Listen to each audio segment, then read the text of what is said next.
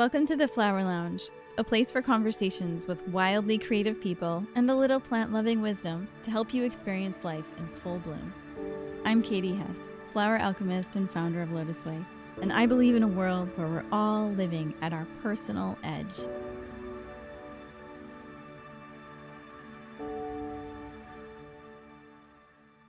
Welcome to this week's episode of the Flower Lounge. It's going to be such a good one. I am so excited for this episode.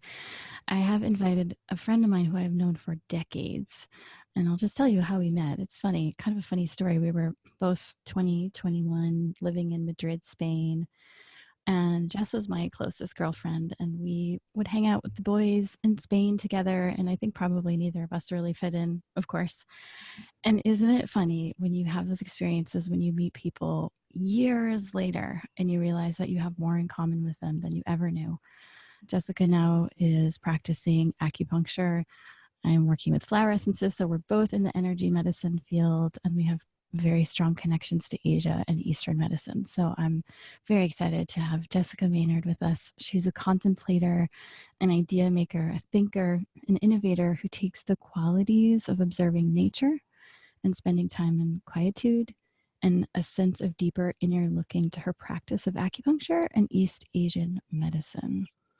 So while almost any condition is relevant to her practice, the juiciness of a patient's internal world and how they are emotionally and spiritually interact within the scope of their larger lives, within the smaller pieces of their inner lives, and the environments they inhabit is what brings Jessica's own treatment style to life. She's the owner and founder of Balance Point Wellness in Minneapolis. She's the clinical supervisor for Chinese medicine interns and a staff acupuncturist at Northwestern Health Sciences University in Bloomington, Minnesota. The combination of working with patients and guiding students in the beginnings of their own practice has created an even more rich and fertile ground for her constant study of Chinese and East Asian medicine, Chinese medicine theory, and interaction of these within the contemporary world we live in. So thank you so much for being with us, Jessica. Thank you so much for having me. It's such an honor. Who would have guessed that 20 years later we'd be having this conversation, right? I was thinking about it, and I feel like it was a lifetime ago. You and I were different people back then. We're kind of in that second iteration of what this lifetime has meant for both of us. You know, we get to meet here on this plane. It's really exciting. It's so beautiful. I have so few people in my life that I know from the different periods, and it's really nice to have that in common. So we usually start with an exercise. So close your eyes. And if you can go back to a time in your childhood when you played around flowers or plants or trees, see if you can identify a favorite. And then in your mind, reflect on the 3 words you would use to describe its personality. And then whenever you're ready, you can share what you were doing, what you were up to, who you were with, what your favorite is in the 3 words. In my backyard in Wisconsin, I had 3 lilac trees, and each one was a different color. So there was the dark purple, the lavender, and then there was the white. And I loved those flowers so much and their fragrance. And they're blooming right now in Minneapolis. So as I was on my way to work, it was like they were reaching out. And so that comes to mind, like this idea of just reaching, very connective, giving, and there's a luscious quality to lilac that I just love. There sure is. Okay, so what we find is that the way we describe our childhood flower is how we bring our greatest gifts into the world. So you are reaching out and connective and giving and luscious. Ooh. I love that. Yeah, so where do we start? We're going to talk about Chinese medicine today, and Jessica has a really, really interesting angle or take on Chinese medicine, and you talked about how to bring life into it and your notion of the spirits, and I wondered is that a good place to start? Absolutely, yeah. Oh, there's so much. So the schools that I've been a part of are TCM schools, so that means traditional Chinese medicine, and there's sort of a packaging that happened mid-century when there was the Cultural Revolution in China, and there was sort of like this distillation of lineages and then putting ideas into boxes so that it would be kind of comprehensible to the Western world. And there was some spirit that was lost. And so when I was in school, I started to, and many of my colleagues and people in my cohort, we just craved that sort of extra substance to what was behind what we were learning in school, all the memorization and these, we call them patterns that arise in the body, but there's this very rich and deep spiritual sense that lies behind that. And I also had the luck to practice and study Zen Shiatsu, which is based in a lineage of thought and from ancient texts in Chinese medicine, and it incorporates that spiritual side.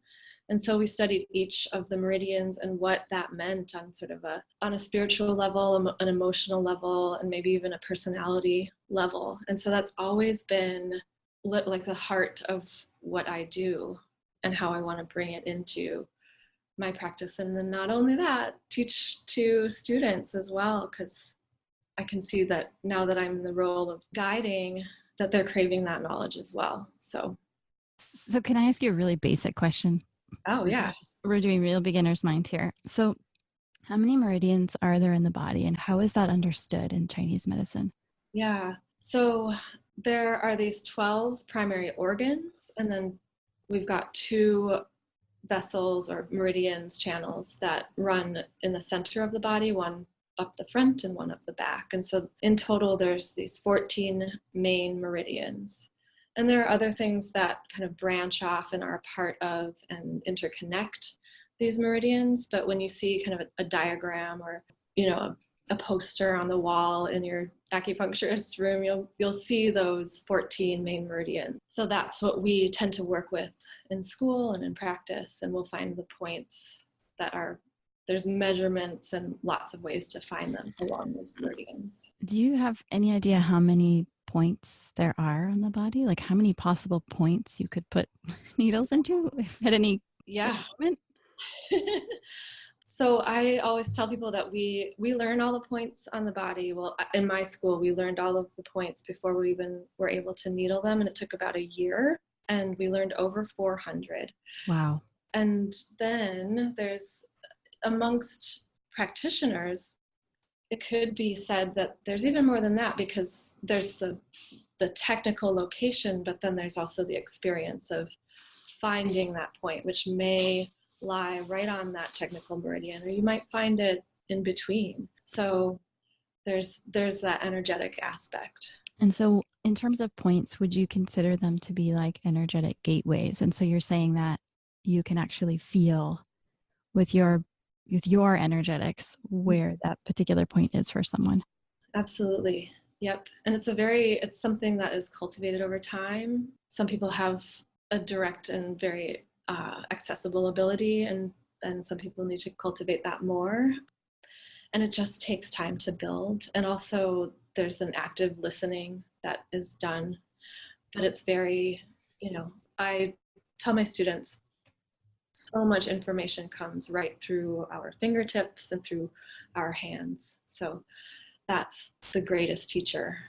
How many different types of like perceptions are you feeling for in the pulse? Oh, yeah. It really depends on the system of the pulse there's different systems that you can employ when listening. So there's sort of the basic qualities that we learn in school. So that would include like wiry or slippery, or maybe a soft quality, or thin, weak. That's just to name a few. And then there are some pulse systems that go beyond that and might describe sort of, we use the word cottony, or an interesting vibration on the pulse. And how do the spirits play into that? Well, how do you work with them in your teaching or in your practice? Well, I think for the human mind to comprehend what we already understand deep within ourselves, we tend to create structure and definition for things. And so there's ways to there are different spirits in Chinese medicine that kind of correspond to each organ, both the yin and the yang organs. And that's something that I learned through shiatsu. But then there's also that mind, heart, and that heart-body connection. And so I kind of gather from all of those realms, including the chakra systems, or, kind of keeping all of that in mind, and then just observing where I feel like the spirit needs nourishing in a patient. Do they need more grounding? Do they need more lifting?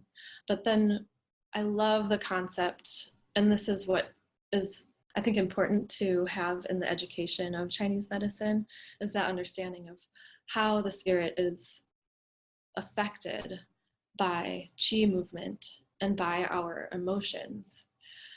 So if someone has sort of a life pattern of a lack of nourishment, which may have come from a parental figure, or maybe there's a lack of mutual support within a relationship, whatever type of relationship that might be, we can kind of look at the earth element and think about, okay, how can we boost this person's nourishment of self and of spirit? And they might manifest with digestive types of things coming up. So. Interesting. So just like to follow that through an example, say a child, one of their parents goes away when they're little or dies, or they somehow lose access to a parental figure. So they feel or they sense a lack of support or nourishment. So that could lead to digestive issues or could play out in that way.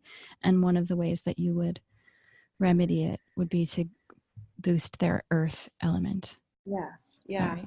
Yes. And that also really depends on how that particular person manifested with the emotion around the leaving of a parent, like whether there was an abandonment, or maybe they felt a lot of anger or grief that they never fully addressed. And then that can play out in different ways. So it may turn into digestive, it may turn into a chronic cough. There's lots of different things that might happen.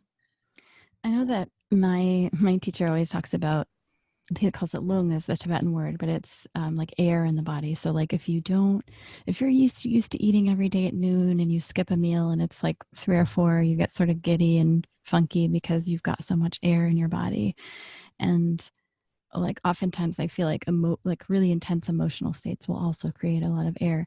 Can you talk a little bit about that concept of having wind in the body, or wind in like specific organs, and what that means? Yeah, wind is one of the pathologies that we look at. So it can come in as an invading factor and cause a cold, but it also can be sort of an internal wind. It's on a different layer or level and can, for instance, cause spasms or muscle contraction or tremors.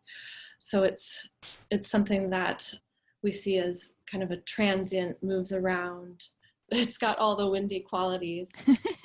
It's also related to the liver, and it has to do with that springtime new growth, but then the wind starts to blow in the new season. So it can be, I think there can be some potentially positive aspects, but mostly seen as a pathology. Would you say that wind is one of the number one pathologies that we see in the Western world or in the modern world, just because we're going, or what else are you seeing that's really common with your patients? Qi stagnation.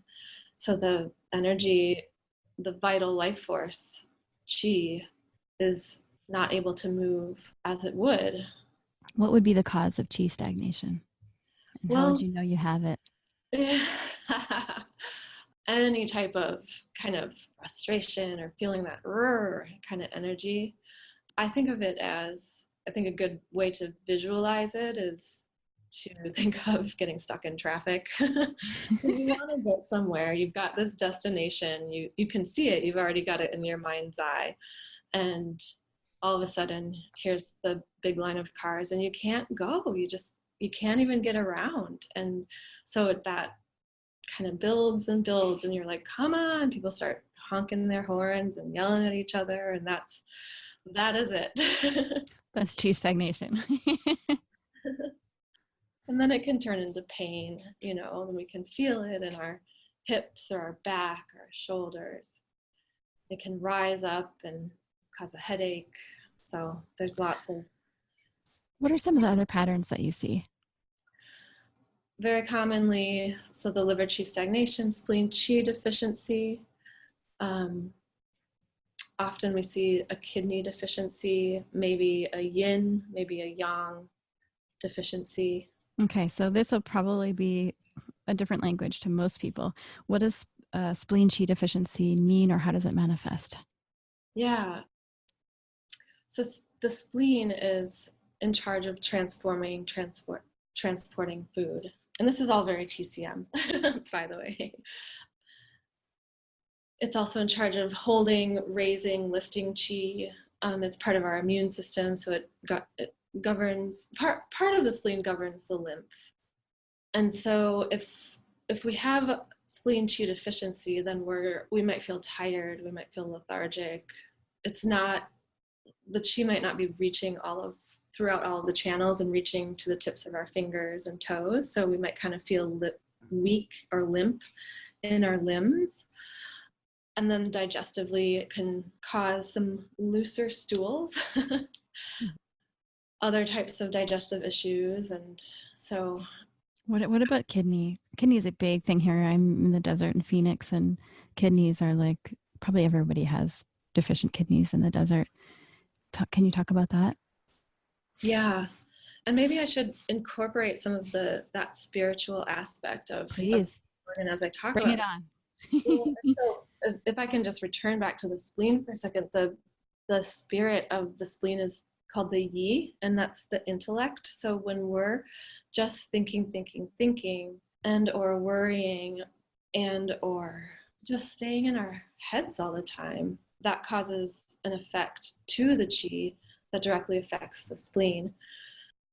If you can think about how you feel that like knotted feeling in your stomach, if you're nervous or you're worried about something, that's that direct qi dynamic and pathology that would lead to more of a spleen qi deficiency. But the intellect is also something that it feeds us, right? Like what we know intellectually is what gives us that grounding to be on this plane. We're these spiritual beings that inhabit a body, and instead of being all right-brained all the time and kind of in touch, we need that categorization and that intellect to help ground our reality into something. So I think it's part of what makes us human for sure.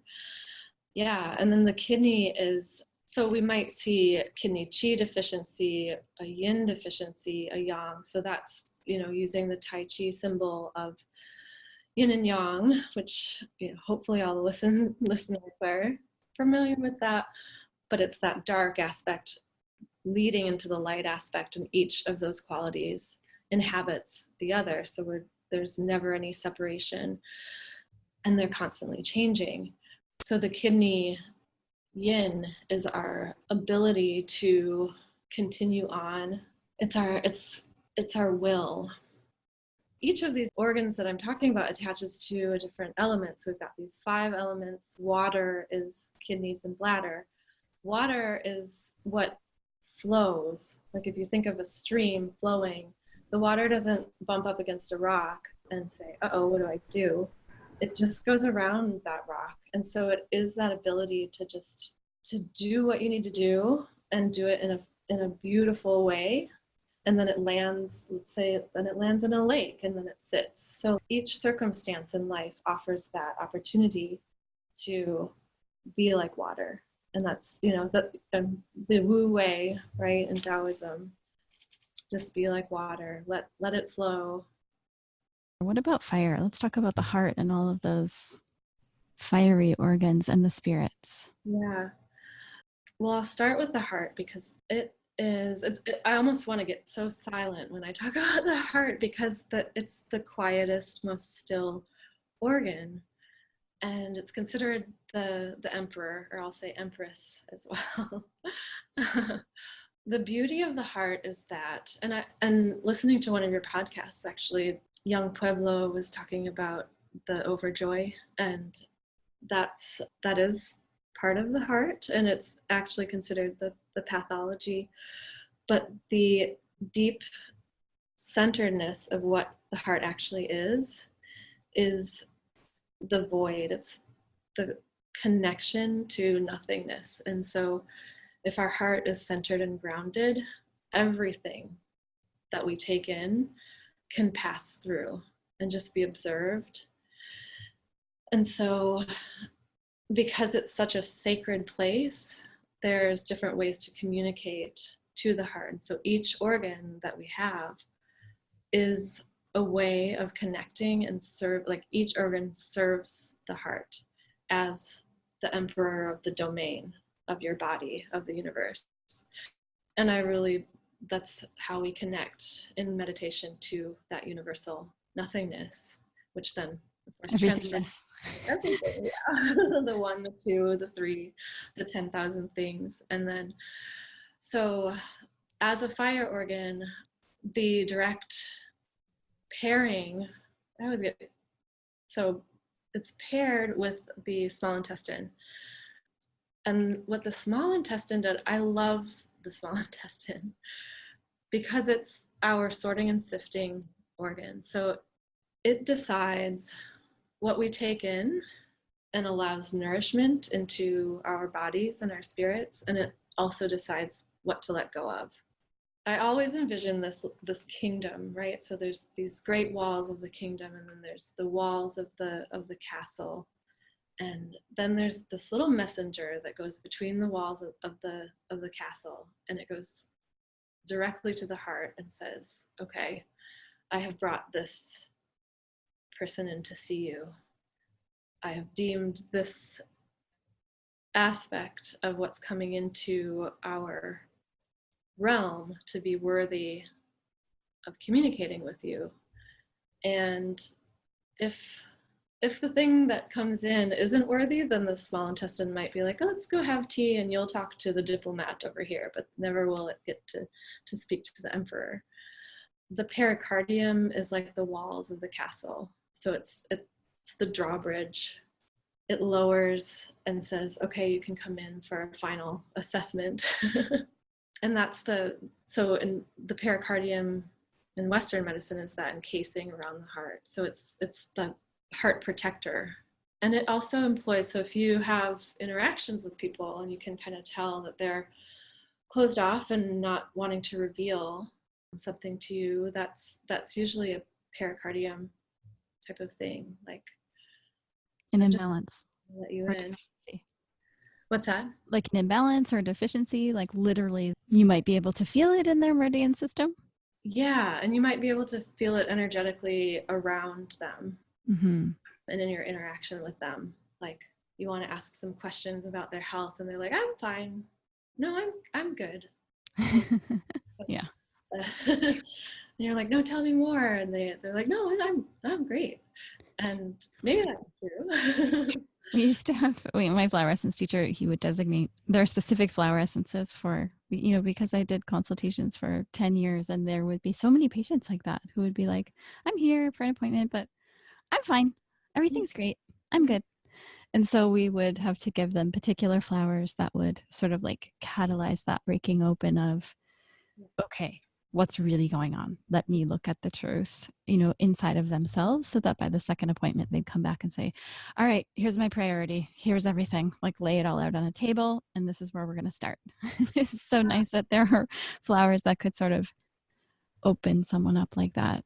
Yeah, and we have our tools as well, because sometimes that comes across in the pulse, and then you might needle a point, say directly in the center of the abdomen, that sort of grounds them and in themselves and gives them that sense of safety so that they can say, okay, and even the pulse might open up and you might be able to tell a little bit more of the characteristics of what's going on inside. So oh, you're saying so that it's like even the pulse is hiding stuff.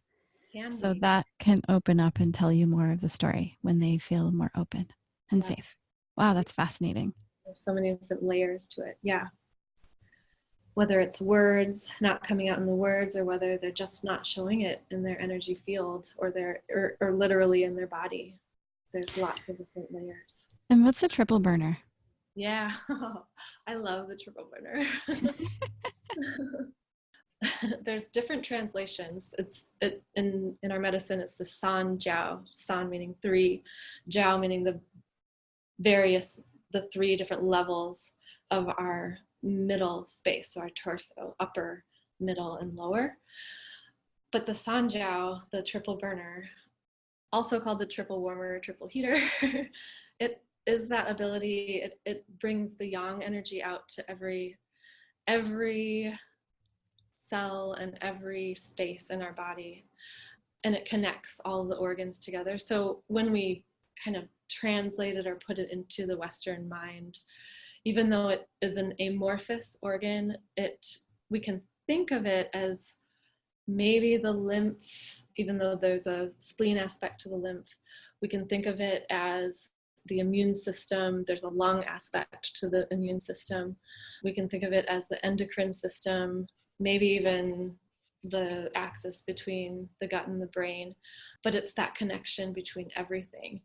And so in the kingdom of ourselves, the triple burner is that outer wall, like it's the borders of the realm. So in order to communicate with other realms or other beings, that's where we employ the triple burner. And it's all about community and allowing things into that inner sphere, not the inner sphere of the heart, or not yet to the heart, but into at least our energy field. So Does that have anything to do with Wei Qi? that's Protective energy? there, yeah, because the Wei Qi is our immunity, or that outer layer of like how we keep from what we call external pathogens from coming in. So like a cold. Could you also describe it in terms of like energy, in a sense, like how charged your aura is to protect your energy system For or sure. keep your immune system?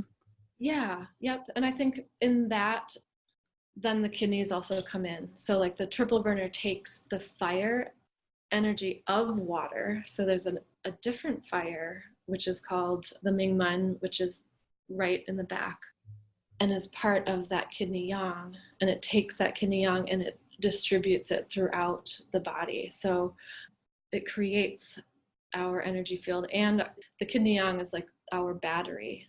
And so the triple burner is like that connector system of here's how you get charged. Here's the warming quality. And so, okay, so we're still on fire. If we were going to go through the 5 elements, when somebody has a fire, like imbalance, like you were saying, if you nourish your kidneys, you may have more access to your innovative qualities. If you nourish the heart, how does that affect us? The nourishment of the heart is connecting to our highest being, our highest self.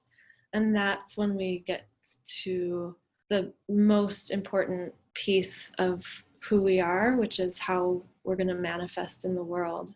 So nourishing the heart at its ideal place is saying, okay, you're given permission to be exactly who you are and do exactly what you're meant to do in this world.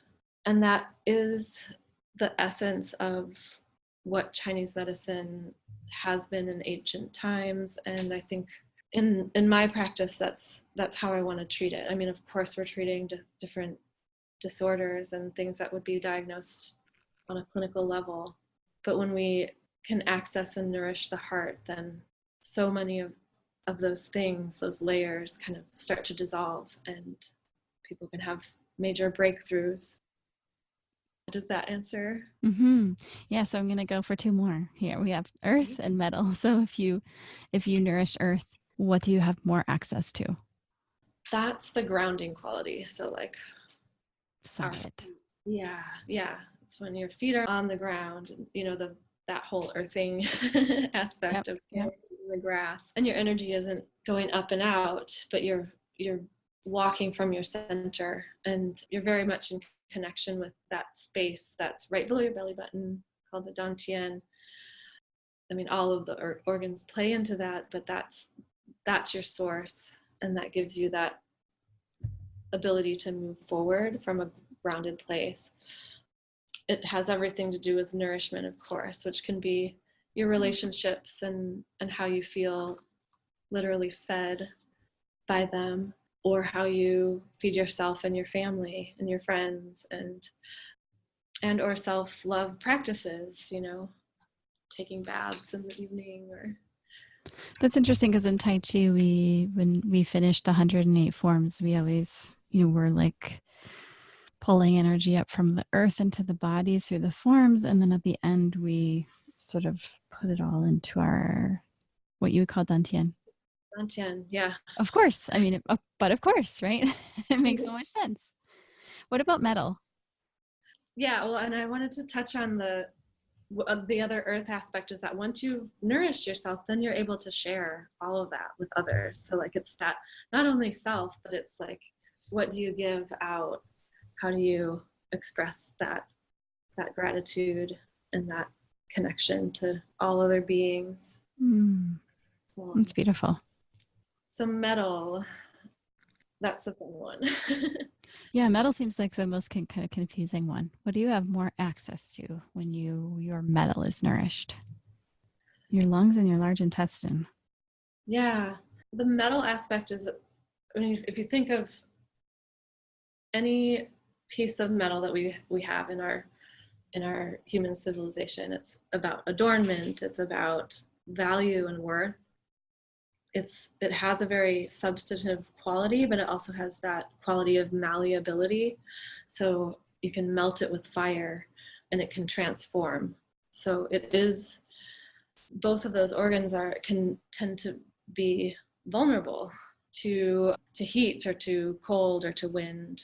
And so the aspect of lung, let's start with, and if I can introduce the concept of the meridian clock and the circadian rhythm. So that's our 3 a.m. time. You can think of it as the first breath. So the spirit of the lung is our actual corporeal, it's called the Po, and it's the corporeal soul. So it's when breath is brought into this body that we're meant to inhabit. And so each breath is a beginning. It's the commencement of life. And then each exhale is, in a sense, a letting go. And that's also the large intestine is that letting go organ. So if you think of how it functions physically, that's very much how it functions spiritually. Letting go of toxins, letting go of just getting out what you don't need, and leaving behind, not holding on to or maintaining attachments in life. So the lung is that ability to renew in every moment. It's the constant death and rebirth. I read something you wrote about a revolution of spirit, and I just wanted to see if I was understanding it correctly, because we always say here, world peace starts with inner peace. And you wrote about a revolution of your own spirit and how that impacts the rest of the world. Yeah. Can you elaborate on that? So if each individual being on the planet is manifesting in their lives of their highest self, then we're each working in harmony, because we each have the qualities of these organs, and some of us may be more of that metal, or they might be someone that kind of inhabits or displays most of the lung qualities, or a very liver, they see into the future, they have a lot of vision. So it's basically, it feels to me like total alignment with the whole premise of why I do what I do, which is to essentially help people reach their full potential. And it sounds like that's what you want to do in your practice, what Chinese medicine aims to do. And that's sort of the revolution of the spirit, right? Because if you can access your full potential, that gives permission to everyone around you to do the same. And I know you've talked before about being able to even identify past life information through the tools of Chinese medicine. Do you want to elaborate on that?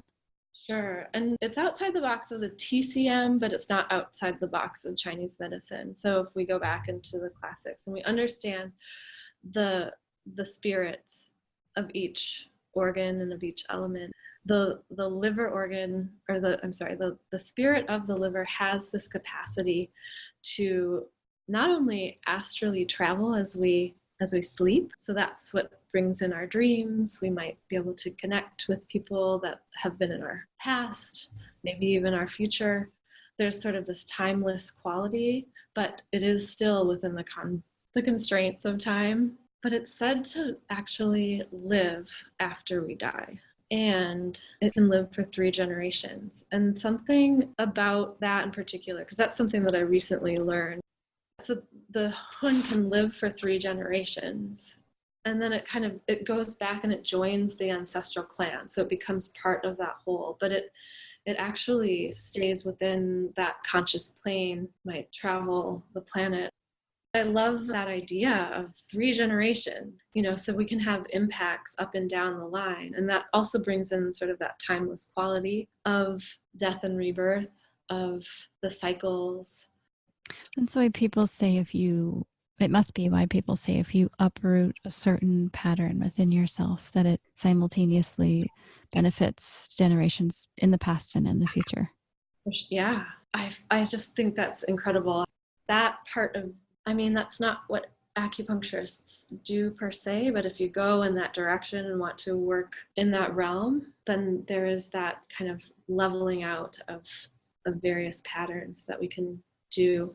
The Akashic records is one thing that can be accessed, and it kind of introduces that idea of non-linear time. So we're not on this, it's 2018 and next year it's going to be 2019, and in 50 years we're just continuing on. Like in our conscious minds that's happening, but there is that cyclic. So when you come into this, okay, so we each have these bodies and we may have organ systems that are weak. So for example, every time I see a Chinese medicine person, they'll always say, oh, your lungs are weak. You have a weakness in your lungs. I have never had a lung issue. I've never had asthma. I've never had coughs. I mean, maybe once in a while with a cold, but have never actually seen any sort of imbalance in the lungs. So where does that come from? Is that hereditary? Is that more emotional based? Is that something that, I would tuck away in my back pocket and say, I should care for my lungs so that I don't manifest something later? Mm-hmm. Do you see that pop up with your patients where they don't have any issues with a particular organ, but you sense a weakness? Absolutely. Yeah. And it makes me wonder about grief and where that might play in your history or even in your ancestry.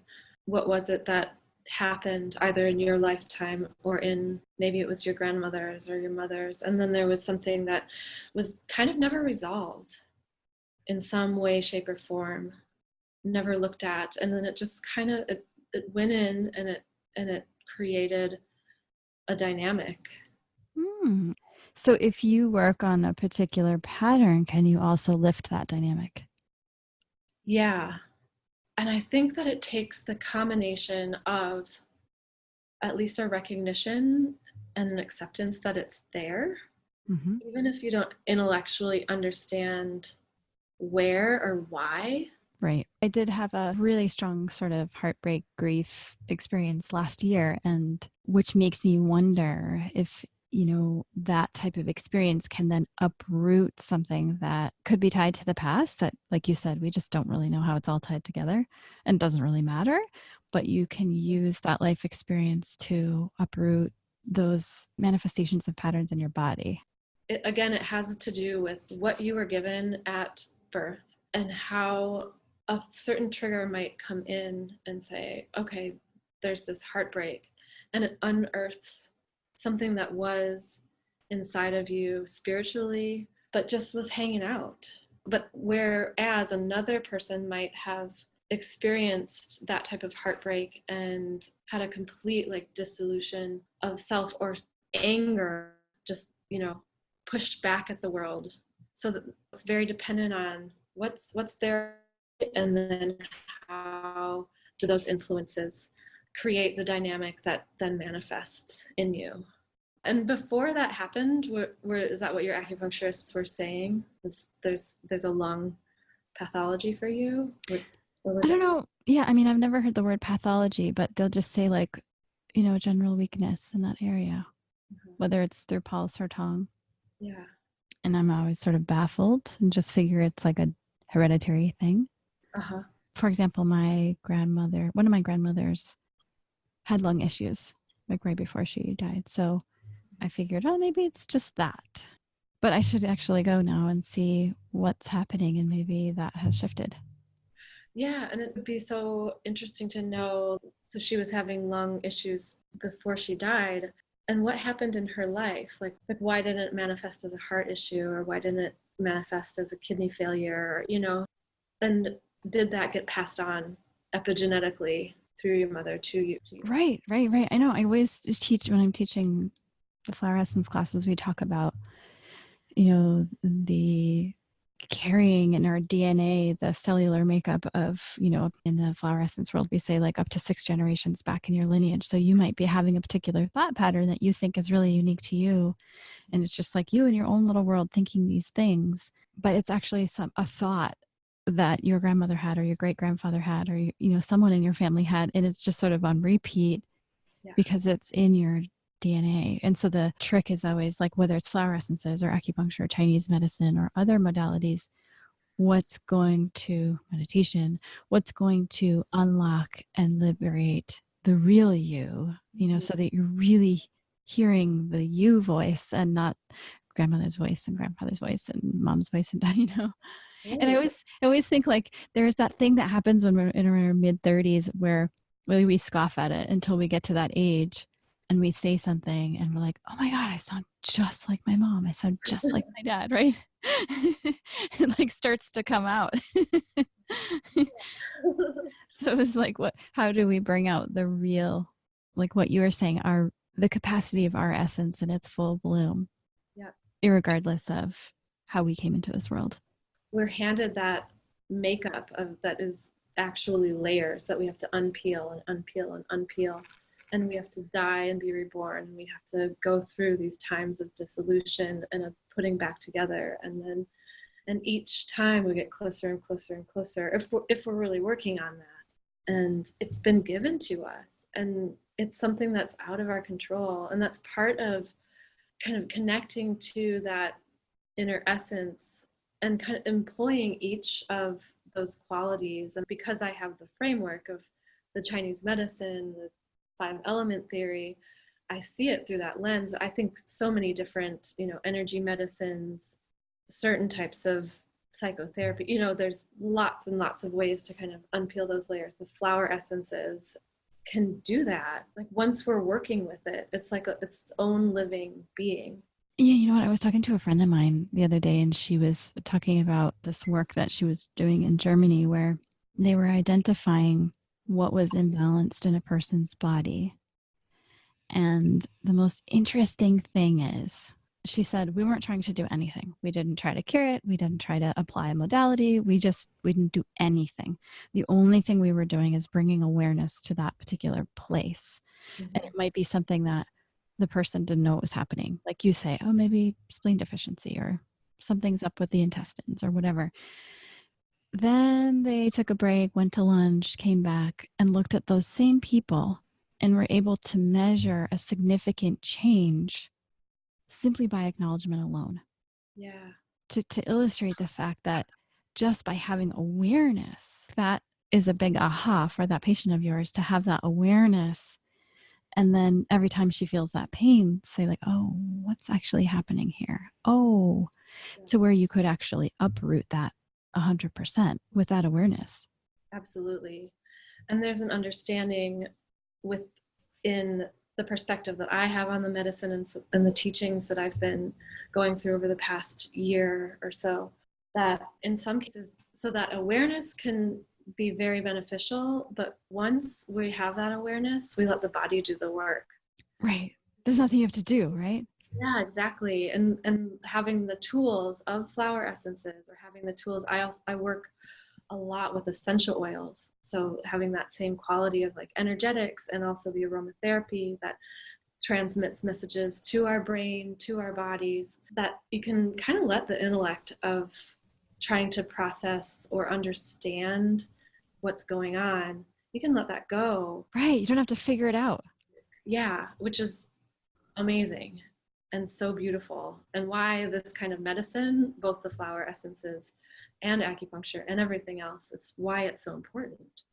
Well, it's so contrary to what we would be practicing today, which is like the whole do, and we value ourselves on how productive we can be and how many things we can get done. And as much as I love that too, it's also like amazing, magical, and miraculous to think of, like, simply by identifying a pattern, that the body, the psyche, the mind, our essence, our energetics can just unravel itself.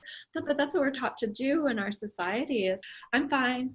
I'm, like, it's kind of painting a veneer over all of that stuff that really has a life of its own. And it's not allowing it to be seen and to express and to go. Right. Yeah, we talk about, in the flower essence world, we talk about there being a projector and a screen, and the projector is the energetics, and the screen is the body. And so when something has gone through emotional, mental, energetic, it finally, when it manifests in the physical body, it's really like a sign or a lesson or a, hey, something's going on here. I'm pointing out something to you that you have not dealt with as it moved through these different layers. And, something as simple as like, oh, my shoulders are sore or my lower back is sore. Then it's like the alert system to tell us something else is going on. But if you just acknowledge it, then it can start to unravel itself.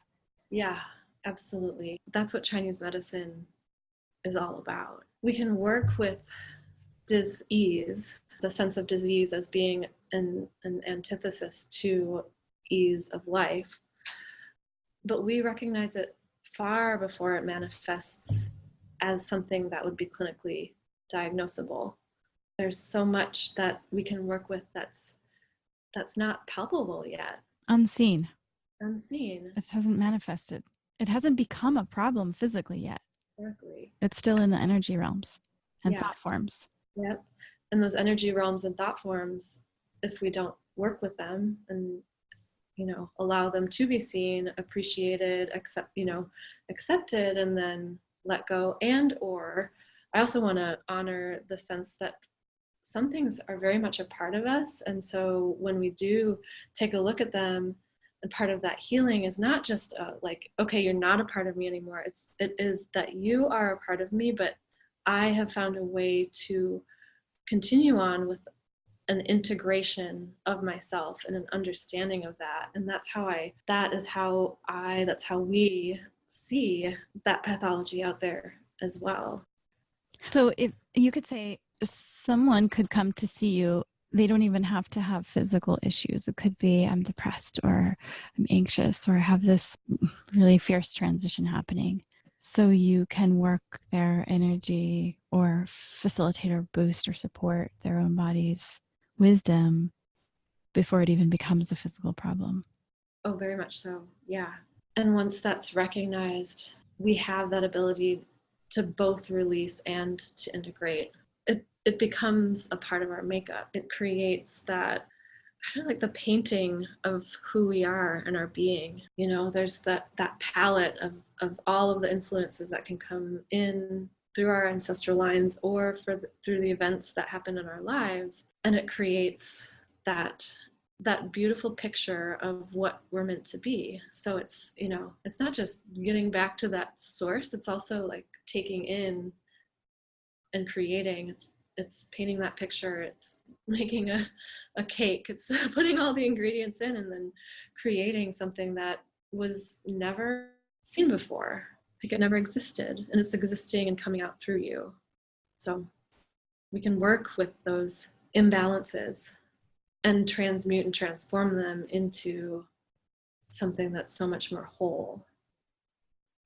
So, I've always wondered about application of flower essences to specific points, so pressure points or acupuncture points, to, be like a direct hit on the gateway. Are you able to give us any guidance or wisdom around where we could apply, say like our anointing oils, specific, flower essence anointing oils to specific points on the body? Sure. So the first one that comes to mind is Quiet Mind, and I love to put it on the wrist, and that's actually really nice because it hits the heart channel and the pericardium channel.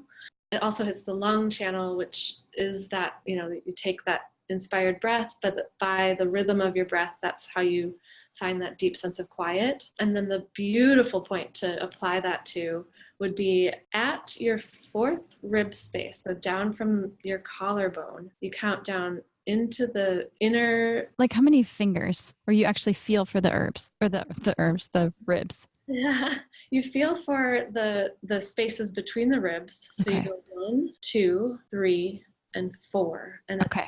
that fourth rib space, draw your finger right into the center, and that's point Ren 17. And so applying the anointing oil or misting or the serum, even the elixir, or you can do the elixir on your tongue and then place a little drop right on that point, is a lovely way to calm the spirit. Any feelings of anxiety or nervousness, or if you're having a hard time kind of catching your breath, can help draw your breath deeper into your body. Joy juice, I would place maybe at the top of the head to kind of, that helps you to expand and take in all of the information from quote unquote the heavens, the celestial space. That can be incredibly inspiring. I would take inner peace and place it right between the eyebrows. It's a point called yin tong, and it's just a very calming, healing point. Infinite love. Oh, there's so many points. I would most recommend infinite love, quiet mind, inner peace for the wrists, and then in addition, infinite love on the inside of your ankle. And if you place your finger on the ankle bone on the inside and just go back towards the Achilles tendon and find a really nice deep space, that's kidney 3. And it's such a deeply nourishing point. And because I think of infinite love as a very grounding, it's just connecting you back to your root source. Placing it on kidney 3 would be really lovely. You can also do kidney 1, which is right at the bottom of the foot. It's the one point on the meridian system that is at the bottom of the foot. So it's just towards the top of... On the top of the foot or the bottom of the foot? The ball of the foot. Mm-hmm. Like where you would stand on your toes if you're doing ballet or dancing. Just draw your finger into the space right behind it, and it's sort of that deep, a nice gooey spot. That's where we draw really grounding energy. So quiet mind there or infinite love there. Really recommend.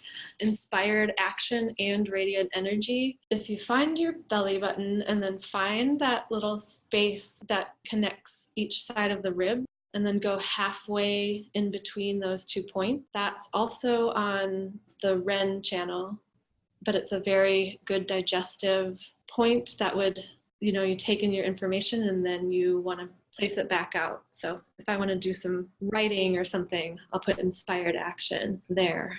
Radiant energy, maybe, if I really want to shine bright.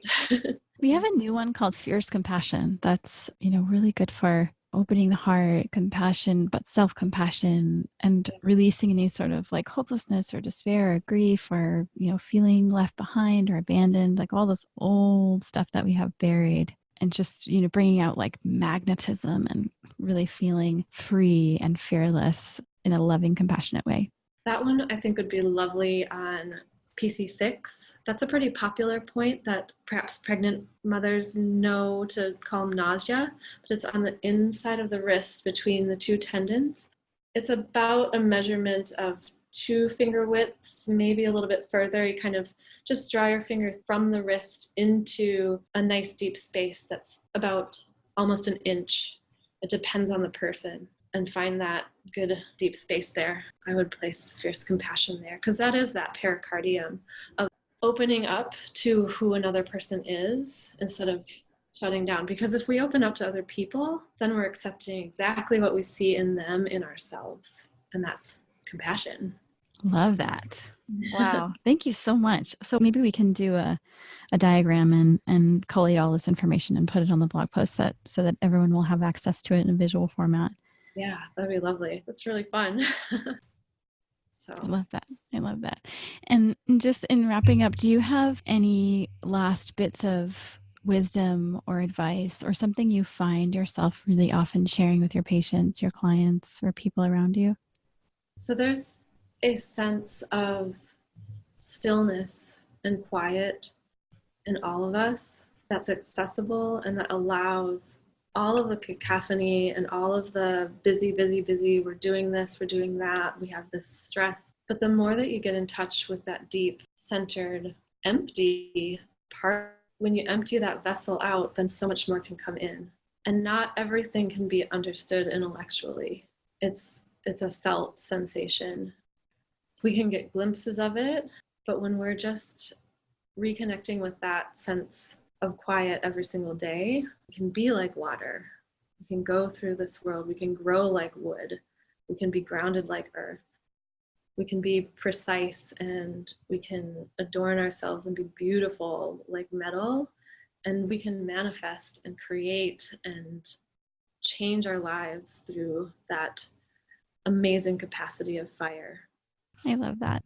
Thank you so much, Jessica, for being with us. And for anyone who is interested in diving deeper into Jessica's work, you can check out, we'll have all the information on our blog post for this podcast and ways that you can reach her there. Thank you again for listening to the Flowerlounge Podcast. I wanted to share that I'm super excited to be doing a special teaching on Wednesday, August 15th. I'll be talking about impermanence, this idea that everything in our lives is changing and how that can be pretty unnerving at times. So I'll be talking about how to soften and lean into change, as well as the most powerful flowers and a treat that can help you access your inner wisdom. I'll talk about how flower essences can heal old traumas and post-traumatic stress, and how to use death awareness practices as a way to live our life more fully, and how to use discomfort as a key to our own awakening. If this sounds at all interesting, join me on August 15th. You can find out more information on our website, LOTUSWEI.com, by clicking on events and workshops. Thank you so much to the LOTUSWEI team for making this podcast possible. We love bringing you experts, interesting content, and we hope that you as listeners walk away from each podcast with at least one takeaway, insight, or juicy action that you can implement into your life immediately for more happiness and wellness. Thank you again for listening.